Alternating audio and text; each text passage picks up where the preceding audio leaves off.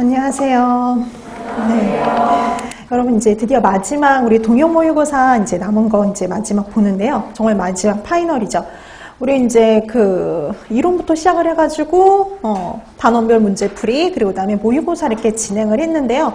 그러니까 우리가 이게 풀어도 비슷한 문제가 나와도 간혹 실수하는 경우나 했던 것들을 기억을 이렇게 완벽하게 되살리지 못해서 아니면 실수를 해가지고 문제를 놓치는 경우가 종종 있죠. 근데 이제 그런 실수를 줄이도록 여러분들이 계속 연습을 해주시는 게 좋고요. 그 다음에 항상 모의고사 푼 다음에 항상 이제 항상 드리는 말씀은 했던 거 다시 한번 보시고 그다음에 틀린 문제와 관련된 내용을요 그것만 보는 게 아니라 그와 관련된 모든 사항을 다 한번 훑어보시는 게 가장 안전합니다. 그래서 시험 보기 전까지 여러 번 반복을 해서 보는 게 되게 중요해서 우리가 새로운 걸 알았어 새로운 걸 다시 공부한다 이런 거보다는요 시험 전까지 여태까지 여러분들이 했던 것들을 다시 완벽하게 복습을 하셔서요 다시는 알고 있는 것 내에선 절대 틀리는 문제가 없도록 하는 것도 되게 상당히 중요합니다. 그래서 그게 우선 가장 기본이다라는 거 생각해 주시면 좋을 것 같아요.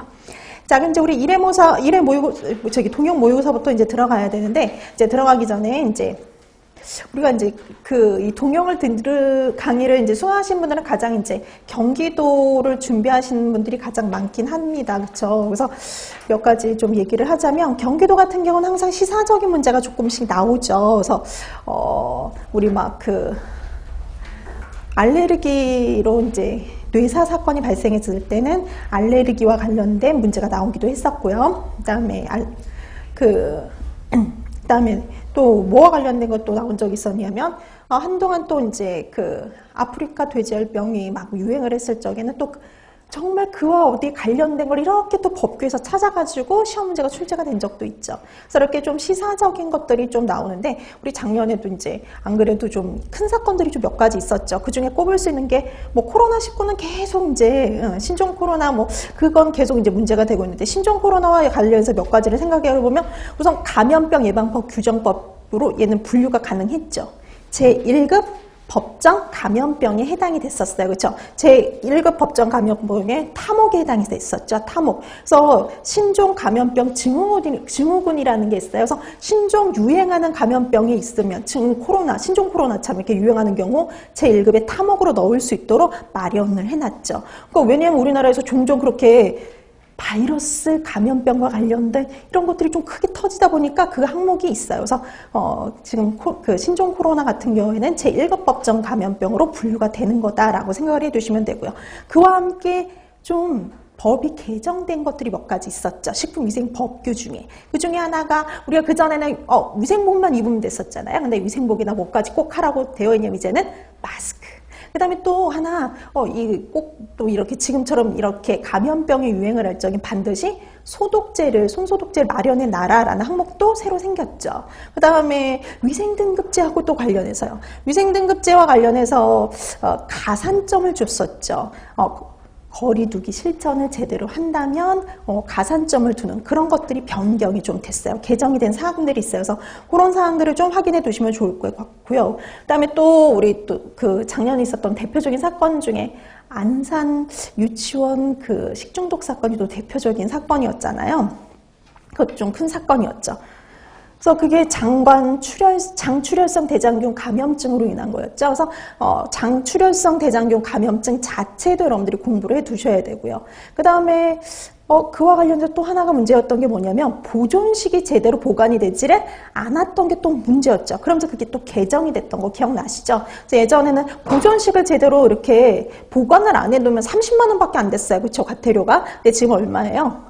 네, 300만 원을 올랐죠. 10배 이상 10배로 올렸죠. 그래서 그런 개정된 사항들도 같이 봐두시면 좋고요. 그다음에 이물과 관련해서도요. 그러니까 보고 대상 이물에 대해서는 크게 바뀐 게 없는데 이물과 관련해서 이물이 발견이 되었을 때요.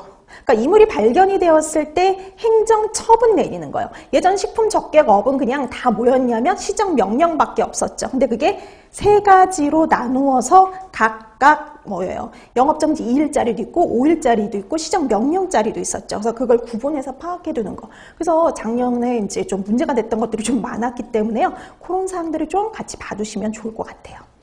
자, 그래서 뭐 그런 것들도 우리가 모의고사를 통해서 충분히 문제를 풀어봤는데요. 또 이렇게 문제를 내고 그다음에 또 문제를 유사한 문제가 나오면 또 실수하는 경우도 있으니까 다시 한번 확인해 두시면 좋을 것 같습니다. 자, 그럼 이제 우리 본격적으로 들어가 볼까요? 여러분 문제 푸시는데 이제 14분 정도 드렸는데요. 점점 시간은 줄어들 겁니다. 그래서 1회, 2회 정도는 14분 정도, 뭐 3회 정도, 뭐 3회 가면 한 13분, 네, 다음 주는 한 12분. 그러니까 되도록이면 식품위생은 빨리 푸는 게 좋은데, 근데 보통 대체적으로 빨리 푸시는 편인데요. 대신 실수하지 않도록 주의하실 필요는 있어요. 그래서 문제 잘 읽고 문제에서 물어보는 게 뭔지를 잘 파악하셔서 풀어주시면 좋을 것 같습니다. 자, 그럼 1번부터 보도록 할까요? 자, 1번. 제1중간 숙주가 다슬기고요. 제2중간 숙주가 은어, 잉어 등의 민물 어류이며 보통은 무증상이나 다수에 감염되면 장점막 파괴, 설사, 복통, 혈변, 만성장염 등을 일으키는 기생충. 되게 문제는 길지만 포인트가 되는 건 딱 있죠. 뭐냐면 중간 숙주요.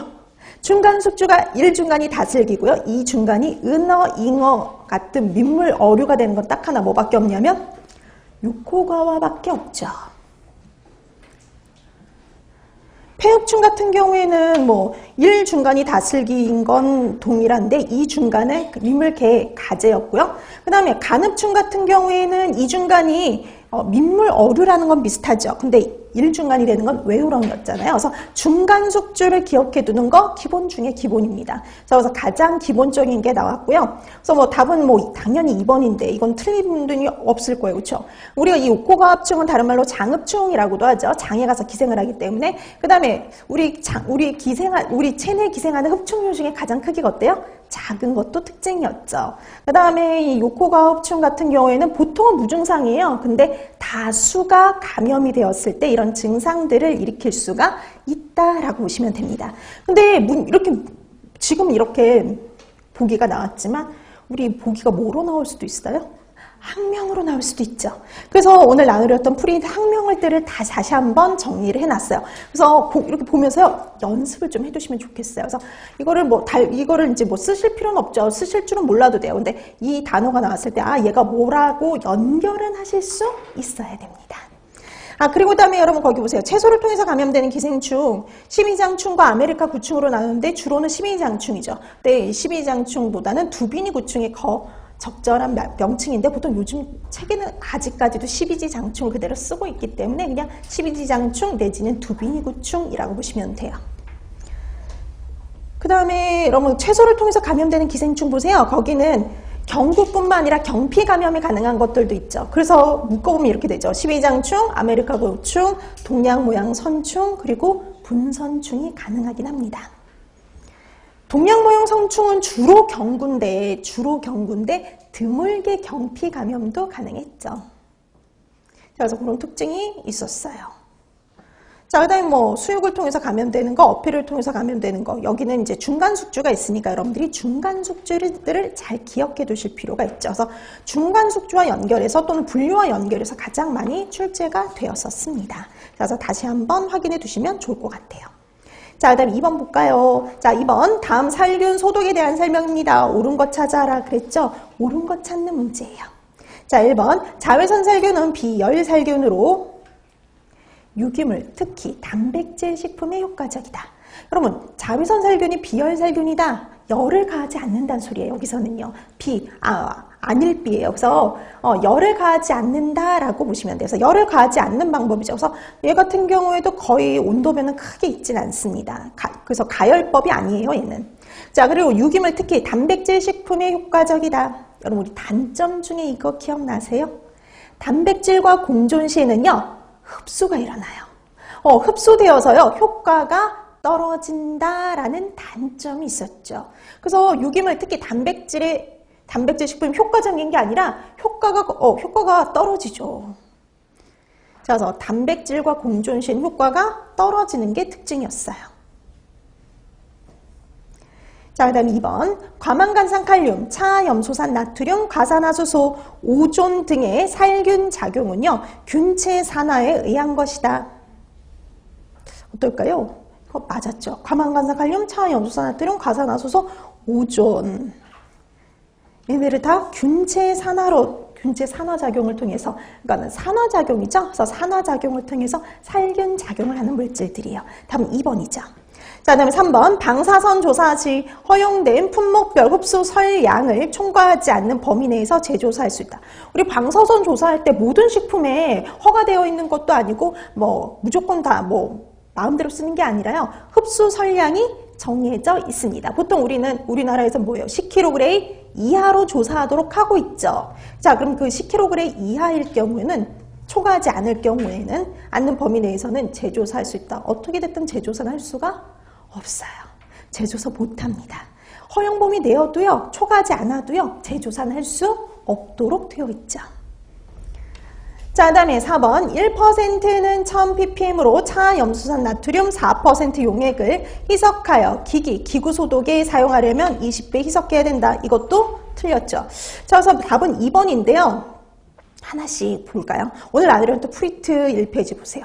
그럼 뭐 살균 소독 문제는 정말 잘 나오는 문제 중에 하나죠. 그래서 우리가 식품과 미생물 파트에서는요. 보통 적으면 2문제, 많게는 4문제까지. 그래서 평균 3문제 정도는 나와요. 평균 3문제 정도 항상 식품과 미생물 파트에서 나온다라고 보시면 되겠고요. 그 파트 중에 잘 나오는 파트 중에 하나가 살균 소독 파트라고 생각하시면 돼요. 그래서 지금처럼 이렇게 종합적인 문제가 나오기도 하고 아니면은 단독 문제가 이렇게 나오기도 했었죠. 자, 그러면 그 중에 자외선 조사를 보시면은요, 자외선은요, 미생물의 DNA 손상을 통해서 미생물을 사멸하는 방법이었죠. 근데 우리가 이걸 조금 더 구체적으로 말하면 세포 내 핵산, DNA 손상을 줘가지고 DNA가 손상이 되면 더 이상 재기능을 할 수가 없어요. 증식 능력도 상실하고 신진대사에도 장애가 오기 때문에 사멸이 가능했었죠. 그때 사용하는 자외선 뭐였어요? 가장 효과가 좋은 거 2537 옹고스트롬이죠. 나노미터로 바꾸면 어때요? 이거 하나 밀어주면 되죠. 253.7 나노메타. 뭐 이렇게 얘가 가장 효과적이죠. 그래서 우리가 사용할 수 있는 건 2500에서 2800 옹고스트롬을 사용할 수가 있지만 가장 효과적인 거 2537, 253.7 나노메타다라고 보시면 되죠. 자, 그 다음에 자외선의 살균력 비교해 두셔야죠. 우리가 보통 직화를 하는 경우, 그리고 그 다음에 거리가 짧을수록 효과적이라는 거. 그 다음에 미생물마다 좀 효과가 다르죠. 대장균 같은 경우 효과 좋은데요. 대장균, 거기 보세요. 대장균, 그 다음에 효모, 거기 지금 부등호의 표시가요. 시간 걸리는 시간이잖아요. 그러면은 효과는 누가 제일 효과가 떨어진다는 소리냐면, 그쵸? 사멸하는데 걔가 제일 시간이 오래 걸린다는 소리는 곰팡이가 제일 효과가 떨어진다는 거고요. 곰팡이보다는 효모보다는 세균이 더 효과적이다라고 생각하시면 됩니다. 그래서 여러분 거기 밑에 나와 있죠. 사용 간편하고 장점 중에 모든 균종의 효과가 있는데요. 곤충보단 곰팡이보단 효모보다는 세균이 더 효과적이에요. 자, 그리고 결핵균 바이러스에도 효과적이죠. 그래서 우리 왜 결핵균이나 바이러스에 효과가 없는 화학적 소독제 많았잖아요. 근데 얘는 결핵균이나 바이러스에 상당히 효과적이에요. 근데 효과가 떨어진 애는 있어요. 뭐에는 효과가 떨어졌어요? 포자요. 포자는 효과가 좀 떨어집니다. 자, 그 다음에 균의 내성을 주지 않는 특징이 있었고요. 가장 큰 단점이 침투력이 없다는 거. 그래서 닿는 표면만 소독이 된다는 특징 기억해 두셔야죠. 그 다음에 아까도 했듯이 조사하는 단백질 공존 시에 효과 떨어지고요. 조사하는 동안에만 효과가 있었죠. 자, 그다음 화학적 소독제 거기 정리해놨죠. 그래서 우리 아까 좀 전에 나왔던 차염소산 나트륨 같은 경우 세균 단백질과 결합해서 그럼 세균 단백질과 결합해서 보통 단백질 변성이 일어나요. 그래서 이게 세균 단백질과 결합한다 이렇게 나오기도 하지만 단백질 변성으로 나올 수도 있어요. 그리고 균체 산화에 의해서 요오드 팅크 단백질 변성, 세균 단백질과 결합해서 이렇게 미생물을 사멸하죠. 그래서 작용 기전도 같이 연결해 두세요.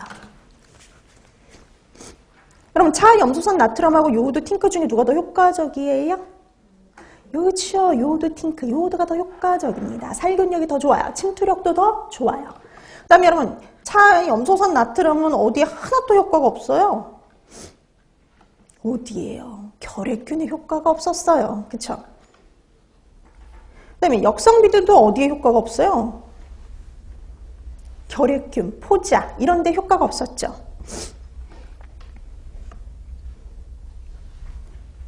그 다음에 페놀, 크레졸 뭐 이런 애들, 페놀이나 크레졸 같은 경우에는 세포막 손상, 단백질 변성으로 미생물을 사멸시키는 효과가 있었잖아요. 여러분 얘네들도 효과가 좀 좋은 편이지만 그래도 효과가 떨어지는 애들이 좀 있었죠. 어디에는 좀 효과가 떨어졌었을까요? 어디요? 그죠, 바이러스. 바이러스에는 좀 효과가 떨어지는 편이었습니다. 그래서 바이러스 같은 데는 좀 효과가 떨어진다 이렇게 파악해 두시면 되죠. 자, 이렇게 해서 화학제, 소독제 각각의 작용 기전하고요. 농도는 기본적으로 기억해 두는 거 아시죠? 농도 기억하고 그 다음에 어디에 효과가 좋은지 이게 좀 떨어지는 것 이제 그런 것들은 모두 다 하진 않았지만 몇 가지는 주요한 애들은 했거든요. 그 주요한 몇 가지 어디에 효과가 좀 떨어지는지 그런 것들도 같이 기억해 두시면 돼요. 경기도는 그런 것들도 문제 보기로 나온 적이 있었죠. 자, 그 다음에 소독제 계산하는 거요. 자, 소독제 계산하는 거 다 모아놨거든요. 지금 아까 보기에서 나왔던 1% 바꾸기, 그 다음에 100ppm을 바꿔보기. 첫 번째죠. 자, 여러분 우선 100ppm 바꾸는 건 되게 간단해요. 그렇죠? 100ppm은 우리 항상 이거 리터 중에 미리그램 수 내지는 킬로그램 중에 미리그램 수 이걸 얘기했었죠. 그래서 100ppm이라는 건 1kg 중에 100mg이 함유되어 있다 이거였죠. 근데 항상 단위는 똑같게 변경을 해야지 퍼센티지로 바꿔줄 수 있다라고 했던 거 기억나시죠? 그래서 똑같이 그램 단위로 바꿔주시면 돼요. 그래서 항상 밑은 얼마가 되냐면 100만이 됐었죠. 왜냐면 1kg은 1000g이 되는 거고요. 그 다음에 1g이 다시 1000mg이 되니까 공이 몇 개여야 돼요? 6개면 돼요. 그래서 100만 분의 밑은 항상 100만 분이라고 기억해 두시면 돼요. 그래서 100만 분의 100g 곱하기 100 하면 이게 바로 퍼센티지가 되는 거였죠. 그래서 이 퍼센티지 바뀌는 거 별거 없었어요. 공 2개, 공 2개. 하니까 100분의 1이 되죠. 퍼센티지는. 그럼 얼마예요? 0.01%. 그래서 우리 100ppm, 우리가 잘 알고 있는 이 100ppm을요, 퍼센트로 환산을 하면 0.01%에 해당이 됩니다. 그럼 이번에 거꾸로. 1%는 몇 ppm일까요? 이것도 별거 없어요. 여러분, 1%라는 건 100개 중에 얼마를 말하는 거예요? 하나. 1%는 100개 중에 하나라는 의미죠. 근데 우리가 이거를 ppm으로 바꾸는 거예요. 얘는 100개 중에 하나만 유효한 애예요. 그쵸? 효과가 있는 애예요. 그래서 100분의 1이에요. 그래서 그럼 이거를 우리가 ppm으로 다 바꾸려면 우리 항상 밑은 얼마가 돼야 된댔어요? 100만. 100만이 돼야 되죠. 그럼 여기는 100이죠. 그리고 100만이 되려면 몇 배를 해주면 돼요? 10,000배 해주면 돼요. 그럼 얘도 10,000배면 위에도 똑같이 몇 배일까요? 10,000배 해주면 되겠죠. 그러면 100만 분의 10,000배가 되니까요. 요거 바꾸면 어떻게 돼요? 당연히 10,000 ppm이 되죠. 그래서 1%를 바꾸면은요, 10,000 ppm입니다. 10,000 ppm. 그래서 별거 아니에요. 그래서 조금만 생각하면 됩니다. 그래서 우리 아까 그러면 틀린 거죠? 1000ppm이 아니라 10,000 ppm이 되면 돼요. 자, 그 다음에 또 뒷장 보면 또 우리가 하는 것들 여러 가지 다 나왔는데요. 두 번째 형태 보세요. 자, 두 번째 형태는 유효 잔류 염소 5%인 차염소산 나트륨으로요. 100ppm을 만들려면 물 1리터에 첨가해야 될 소독제의 양, 소독제의 양을 구하는 문제죠. 우리가 물 1리터에다가 얼마 넣어주면 100ppm이 되느냐 이렇게 물어본 거죠. 그 중에 두 번째 거 먼저 할게요. 두 번째 거는 이거죠. 소독제의 양 구하는 공식. 자, 우리 소독제의 양 구하는 공식이 있긴 있었어요. 그럼 공식을 알고 있으면 그 공식 그대로 풀어주시면 됩니다. 공식이 이거였죠. 100만 분의 희석농도. 우리가 100ppm으로 희석한다 그랬죠. 그래서 100ppm 곱하기 유효염소 농도, 지금 유효염소 농도 얼마 줬냐면 5% 줬죠. 5분의 100 곱하기 물의 양. 근데 물의 양을 할 때 주의할 점이 딱 한 가지 있었어요. 뭐였냐면요. 리터 단위를 뭐로요? 밀리리터로 바꾸기. 1000ml, 1리터 맞죠? 네, 1000ml. 자, 이렇게 하면 뭐 공두개, 공두개, 공두개, 공두개, 공두개, 공두개. 그래서 5분의 10이니까 2ml. 이렇게 되어 있었죠. 그래서 2ml 그냥 금방 이렇게 나옵니다. 그러면 또 한 가지 여기서 알 수 있는 게요. 지금 물 1리터에다가 2ml를 넣으면 이게 몇 ppm이 되는 거예요? 100ppm이 되는 거죠. 그럼 이거 몇 배 희석한 걸까요? 물 1000ml에다가 2ml를 넣었죠? 몇 배 희석한 거예요? 네, 500배 희석한 거. 이게 교육청 문제였죠. 교육청 문제. 500배 희석한 거. 그래서 우리가 과일 채소 소독에 사용하려면 500배를 희석해야 돼요. 5%인 경우 이렇게 되죠. 자, 이 방법이 있고요. 그 다음 그 위에 방법. 이것도 우리 책에 있는 공식이 있었는데 보통 그냥 여러분들이 계산하기 쉽게 그냥 소독제의 양으로 제가 정리를 해드린 거고요. 원래 공식은 이거예요. 희석 농도를 구하는 공식.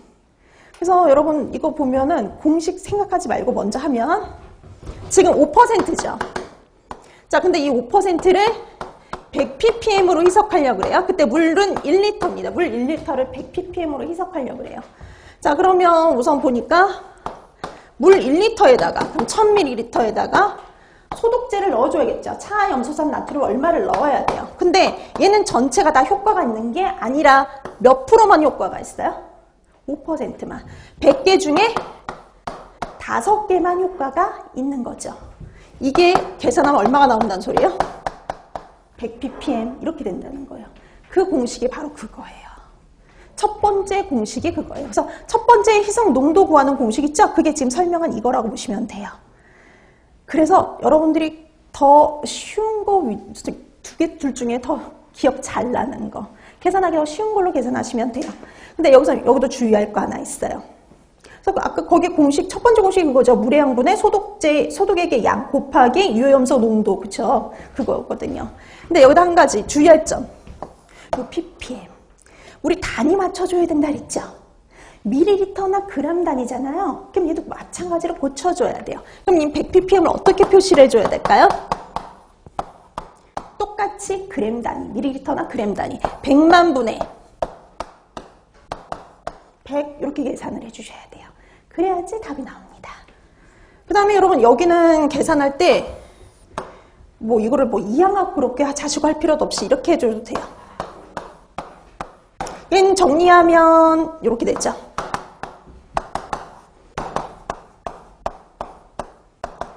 여러분 이런 경우 좌우가 어때요?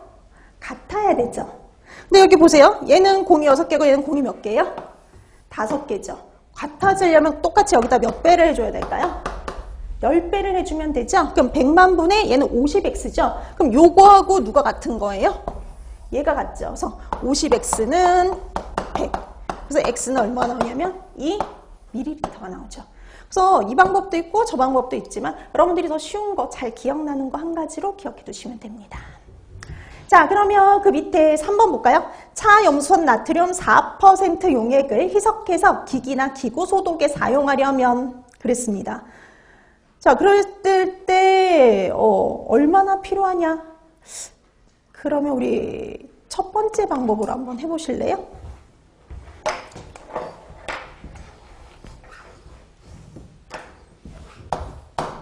4%고요. 지금 좀 전에 했던. 자, 4%이고 4% 용액을 기기기구 그럼 기기기구 소독에는 얼마까지 용액 가능했어요? 그쵸? 200ppm. 이렇게 200ppm짜리로 만들려면 몇 배 희석을 해주면 될까요? 몇 배 희석하면 될까요?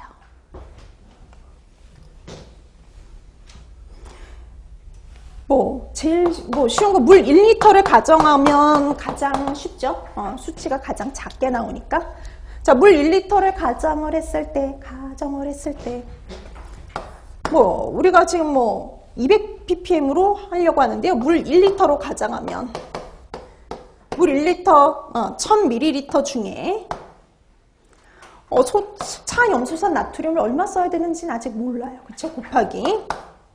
그 다음에 4% 그랬으니까 100개 중에 4개만 효과가 있죠. 그 다음에 이게 계산하면 몇 ppm이 나와요? 200ppm이 나와요. 100만 분의 200입니다. 이쪽은 그냥 가만 냅두면 돼요. 이쪽만. 자, 이쪽을 정리해 주니까 이번에도 공이 5개밖에 안 되네요. 그 다음에 4x 이렇게 되죠.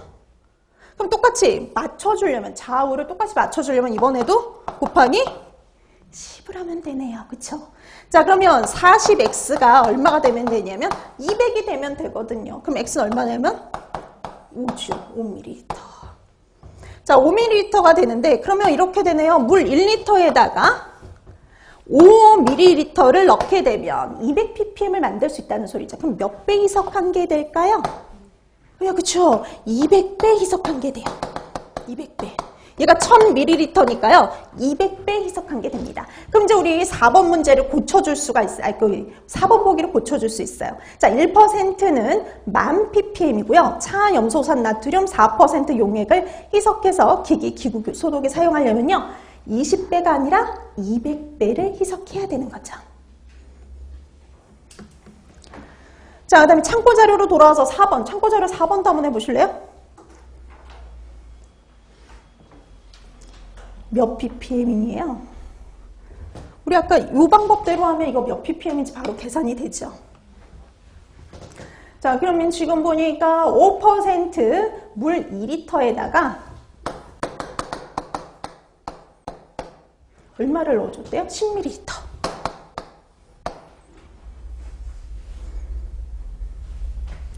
자, 이렇게 넣어줬대요. 자, 그러면 뭐 물 2리터? 물 2리터면은 2000이죠. 2000ml 분에 10ml를 넣어줬대요. 소독제 이렇게 넣어줬죠. 근데 이게 다 효과가 있는 게 아니라 몇 프로만 효과가 있어요? 5%. 100개 중에 5개만 효과가 있죠. 그럼 이거 이렇게 계산하면 이게 바로 희석 농도가 되는 겁니다.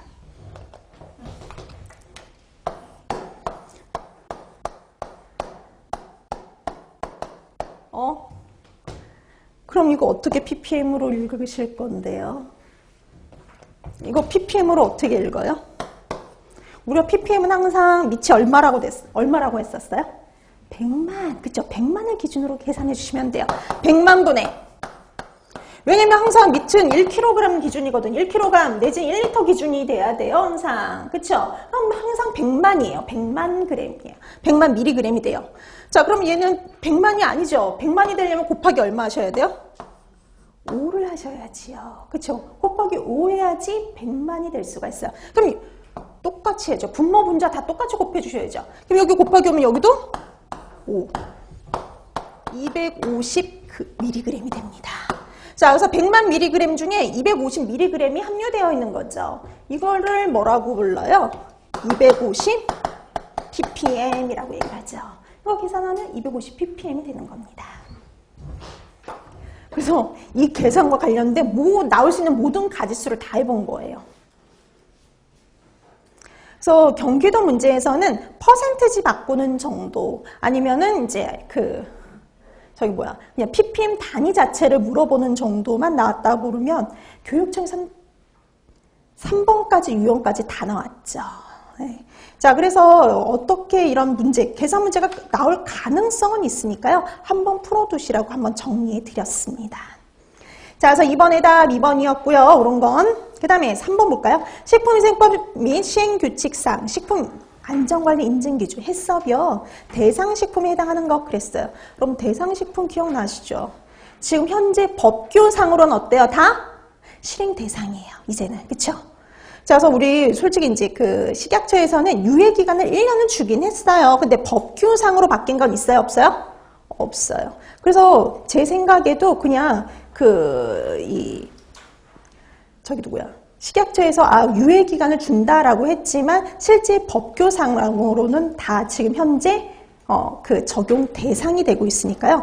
그거 기준으로 나올 가능성이 더 높을 거라고 봅니다. 그래서 여기 3번에 이제 그 보기 구성을 보면 답을 찾으면요. 답이 될 수 있는 건 하나밖에 없어요. 그쵸? 자, 그럼 보세요. 어육 소시지, 다류, 신선 편의식품, 순대, 캔디류, 아이스크림이 나와 있는데요. 이 중에 해당이 될 수 있는 건 가라, 마밖에 없죠. 답은 3번 구성밖에 없습니다. 다른 구성은 될 수 없어요. 우선 다류는 아니죠. 다류하고 누군 제외예요? 음료 중에. 커피는 제외였죠. 그 다음에 여러분 우리가 또 착각하면 안 되는 게 아이스크림이 들어간다고 착각하면 안 되는데 오늘 나누었던 프린트 2페이지 보세요. 빈과류 중에 누구만 해당이 돼요? 빈과만. 빈과류 전체가 해당이 되는 게 아니에요. 여러분 빈과류에는 아이스크림류, 빈과 아이스크림 믹스류, 식용 얼음이 있는데요. 그 중에 빈과만 해당이 됩니다. 그쵸?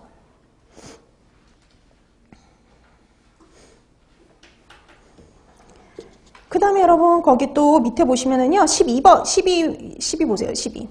즉석 편의식품과 편의식품류 중에 즉석 섭취식품만 해당이 됐었죠. 왜냐면 또 이게 여러 가지로 나눠져요. 즉석 섭취식품, 신선 편의식품, 즉석 조리식품으로 나눠지는데 그 중에 즉석 섭취식품은 모두 다 해당이 됩니다. 그 다음에 즉석 조리식품 있잖아요. 그 즉석 조리식품 중에는 누구만 해당이 되냐면 순대만 해당이 돼요. 순대만. 그래서 이게 모든 게 다 해당이 되는 게 아니라 일부의 품목만 해당이 되는 것들이 있단 말이죠. 그거를 좀 주의 깊게 봐두실 필요가 있을 것 같아요. 자, 근데 유예 기간을 주긴 했습니다. 기존에 있던 업체들에는 지금 코로나 상황으로 힘드니까 내년 12월 1일까지 해도 된다라고 유예를 두긴 했지만 실제적으로 법규상으로는 바뀐 건 없어요. 법규상으로는 바뀐 게 없이 그대로입니다. 그래서 이게 다 실행되고 있는 상황이에요. 그래서 제가 말씀드렸죠. 그래서 영양사 쪽 시험에서 이 문제가 나왔는데 다 실행 대상하고 있는 적용 대상 품목으로 다 나왔어요.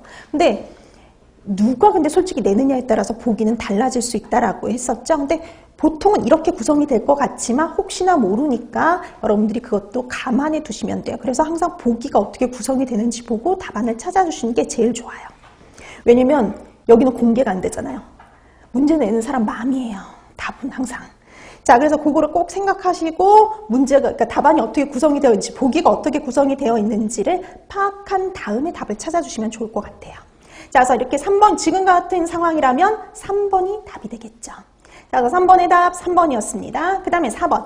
여신이와 엔테로콜리티카에 대한 설명입니다. 옳은 것 그랬죠. 자, 얘는 인축공통병원균으로, 여러분 우리 그 인축공통병원균으로 분류되는 대표적인 것들이 몇 가지 있었죠. 그 중에 여신이아 있었고, 그 다음에 또 뭐 있어요? 네, 캠필로박터, 그리고 리스테리아 이런 애들이 대표적이죠. 자, 돼지 장염균으로도 알려져 있으며 일명 가스궤저균이라고 한다. 틀렸죠? 여러분 가스궤저균이라고도 부르는 건 웰치, 그쵸? 퍼프리젠스입니다.